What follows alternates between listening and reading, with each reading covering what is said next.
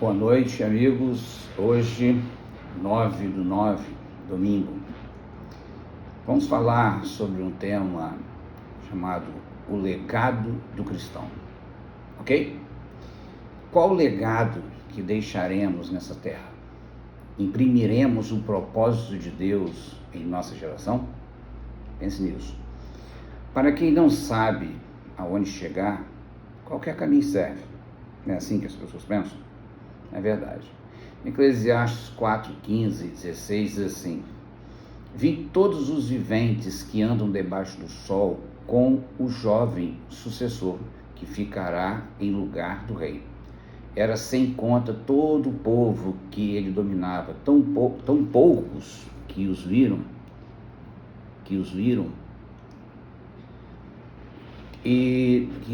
desculpa, tô falando, ainda estou apanhando com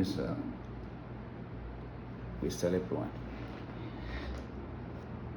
Tão poucos que viram depois que hão de regozijar nele. Na verdade, que também é vaidade e correr atrás do vento.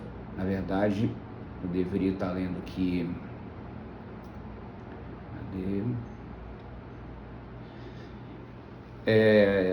Tão pouco os que virão depois se hão de regozijar nele.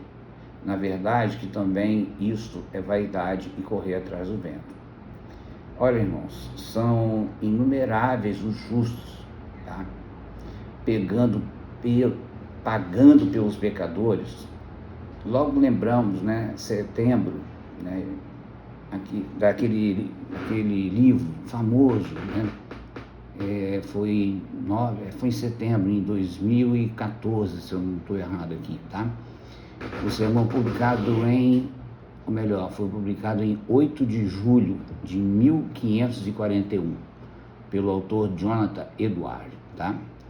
Falando sobre pecadores nas mãos de um Deus irado. Olha que interessante, irmãos, o que aconteceu com esse sermão. Dizem que os ouvintes se seguravam nos bancos e nas colunas da igreja, com medo para não irem para o inferno. Tamanho impacto de sua oratória e do sermão, claro. Triste ilusão, eu penso. Quem é dele não tem medo, pois sabe seu final de glória. Então, quem vai para a igreja com medo de inferno está tendo problemas. Pecadores cheios de justiça própria, quem ficará no lugar de vocês quando Deus afirmar: ó espada, desperta, levanta-te contra o homem que me rejeitou. Fere-o e deixe sentir dores para sempre. Eu vi esse texto na internet, mas não lembro do autor. Em Provérbios 17:15 diz assim: absorver o ímpio, tá? E condenar o justo são coisas que o Senhor odeia. E já reparou que é o que mais a gente faz? Para que hoje, amanhã, né, foi aqui bem solitária, o dia foi quente, mas cheio de trabalho, traduzi tanto. Faço parte de uma força que ajuda a mover o mundo. Mova também o peso das costas do outro diminui e a vida terá mais graça. Os parasitas com roupas de santidade gostam de fábulas, histórias da carochinha e só aumentam o seu fardo. Olha esse texto que está em Timóteo 4:1-5. Conjuro-te perante o Deus e Cristo Jesus, que há de julgar vivos e mortos, pela sua manifestação e pelo reino. O reino prega a palavra, tá? Isso diz, reino que prega, e pelo seu reino prega a palavra, insta, quer seja tem outro sem tempo, não importa, corrige, repreende, exorta com toda a longanimidade e doutrina, pois haverá tempo que não suportarão a sã doutrina, pelo contrário, cercar-se-ão de mestres segundo as suas próprias cobiças, como que sentindo coceira nos ouvidos, e se recusarão a dar ouvidos à verdade, entregando-lhes as fábulas. Tu, porém, Ser sóbrio em todas as coisas, suporta as aflições, faz o trabalho de um evangelista, cumpre cabalmente o teu ministério. Então a ordem é clara. Tem uma frase do Billy Graham, né? Ele diz assim: a Bíblia não manda que os pecadores procurem a igreja, mas ordena que a igreja saia em busca dos pecadores.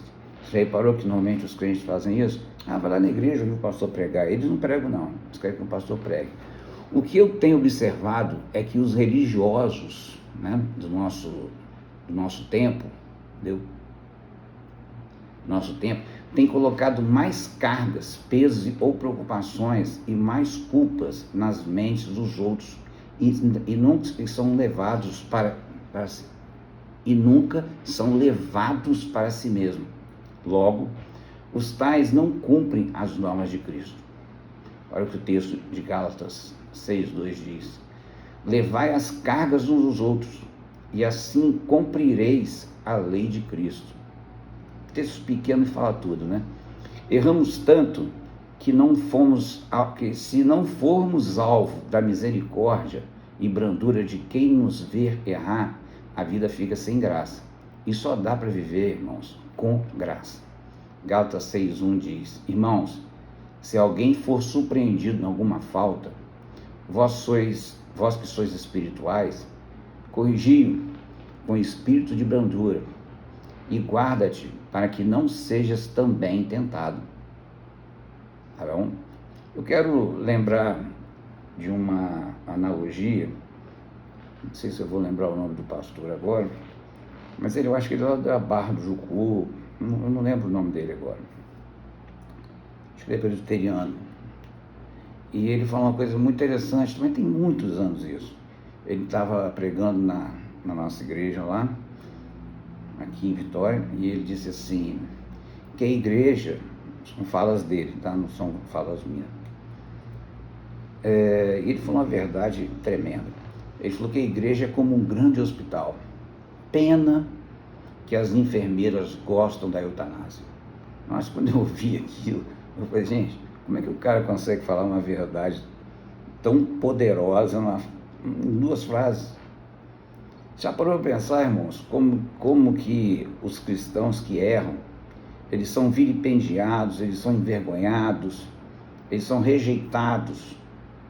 Eu já ouvi falar de cristãos que atravessam a outra rua quando vê outra pessoa que faz parte, ou fazia parte da denominação dele, ou foi para outra, ou pecou, ou coisa desse tipo. Irmãos, o poder de justiça própria hoje, dentro da igreja evangélica, está tão grande, eles se acham tão crentes, e eu acho que às vezes eles se acham mais crentes que Jesus. Eu vi um testemunho aqui de um rapaz que não era crente, entendeu? Mas ele fez um bem tremendo. Aí se a pessoa for muito religiosa, vai falar assim, não vale nada. Mas o que esse rapaz fez, né, não vou entrar aqui nos detalhes, o que esse rapaz fez é o que muitos crentes não fazem. E ele é de uma denominação completamente diferente das nossas. Mas ele fez o bem. E eu tenho certeza que Deus recebeu aquele bem dele. Deus não está fazendo coisas nesse mundo, como o rio Eufrates, que está secando. Não sei se vocês viram agora no deserto do Atacama, nascendo plantas que nunca foram de nascer, aquelas plantas lá, umas rosinhas, tudo rosinha, árvores, tudo rosinha. Né, cumprindo a palavra que diz que os desertos encherão de flores. Você vê que até o Mar Morto está começando a brotar, eu esqueci o nome daquilo, uns bolsões de água, e está tendo peixe ali. Jesus está voltando, irmãos. Só a gente só não sabe o dia. E eu peço a Deus que Ele tenha misericórdia de mim, porque eu sou um grande pecador. Mas eu quero que Ele me livre desses pecados e me ajude a crescer, a desenvolver e deixar um legado que vale a pena. Uma coisa que muito me alegra, e eu fico pensando assim, meu Deus, eu nem lembrava disso. Às vezes alguém me liga ou me achou na internet e fala assim, pastor, quero te agradecer por isso, por isso, por isso. Sinceramente, eu nem lembrava. Mas ele recebeu a bênção, né, e ele nunca mais esqueceu. E é tão bom, né, a gente ser relembrado por coisas que você fez sem nenhuma intenção, mas Deus te abençoou assim mesmo.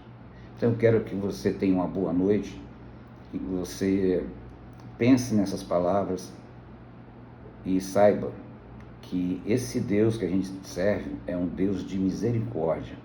E amanhã as misericórdias vão se renovar novamente. Mais uma chance que você vai ter. Amém? Fica na paz do Senhor, em nome de Jesus.